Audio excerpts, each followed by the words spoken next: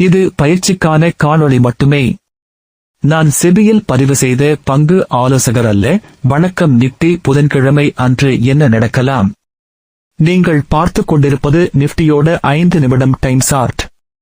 இன்று செவ்வாய்க்கிழமை நிஃப்டியோட ஹை 22,105, லோ 21,964, முடிவுற்ற விலை 22,082. இந்த 22,100 என்ற புள்ளியில் இருந்து குறைந்தபட்ச தடை 22,185, அதிகபட்ச தடை 22,241. 22,100 இருந்து குறைந்தபட்ச ஆதரவு நிலை 21,995, அதிகபட்ச ஆதரவு நிலை 21,959. சந்தை ஆரம்ப புள்ளியில் இருந்து வர்த்தகத்தை சிறப்பாக செய்து கொள்ளுங்கள். லைவ் மார்க்கெட் அப்டேட் தெரிந்து கொள்ள எனது டெலிகிராம்